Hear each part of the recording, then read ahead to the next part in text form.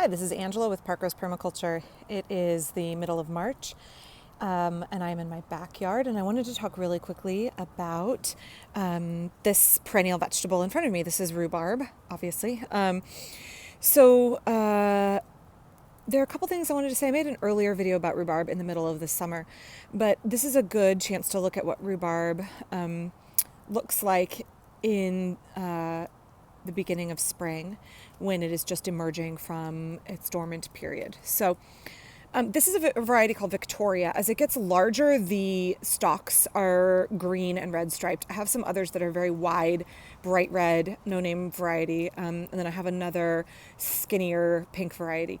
This variety I really like because it's quite heat tolerant, and it's a very reliable producer. So a couple things about rhubarb real quick. So you can see here that it's emerging. It grows from a crown that goes dormant in the winter, dies back all the way to the ground, so it's herbaceous. And then in the spring it begins to emerge. As you can see here, it begins to emerge from the crown. And it's really key that when you're growing rhubarb, you don't damage these areas where the stalks are emerging. So rhubarb is very resistant to a lot of diseases. The main problem that it has in the Pacific Northwest is crown rot. So if you plant your rhubarb crown below the soil level, or you damage the crown with a shovel or something like that, it can be prone to rotting. So I have mine in my rain garden where it will get plenty of moisture. It's adjacent to the rain garden, but it is built up. I don't know if you can see, it's uphill on a mound so that the crown is not low lying. And then I'm also careful when I pick the rhubarb, when these stalks get longer, I don't cut, I just pull and they break off at the bottom without damaging the plant. So rhubarb, you can blanch it in the spring if you want to, try and force it in a forcing pot. Here it comes up pretty early. As you can see, it's mid-March. And we have a fairly cool summer, so I can pick it all the way until the end of June. The leaves are not edible. I use them as mulch. So they contain high levels of oxalic acid and some other compounds. And you'll just trash your kidneys if you were to eat these. It's very poisonous. So the stalks are totally fine to eat.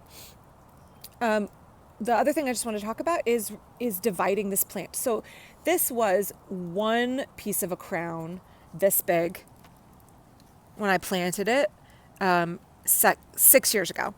And I have divided it every other year since then. And when I divide it, I'll take off a chunk about this big, so about this size. And then I give it away to someone who wants it, or a chunk about this size. So when you're dividing rhubarb, you can see the crown will spread over time and eventually it will get kind of congested, and it's good for the life of the plant to divide it, but not now, not once it's already started emerging. You want to do it in December or January when it's dormant. So now that it's emerging, I'm going to leave it like this. I divided it last year, so I'll be dividing it this coming winter. And I'll pull back the mulch and I'll look for these little dormant nubs of the crown, and I will take off chunks. Just put my shovel down really deep, break off a chunk, and it will form a whole new plant. And that helps keep the plant from getting kind of strangled by its own root system and also getting just way too large for the garden. And it's an easy way to propagate it and share it with your friends. So that's a little bit about springtime rhubarb. Again, this variety is Victoria. I really like it if you live in a warmer climate. Produces very well. Yeah, I'll be back soon with another video.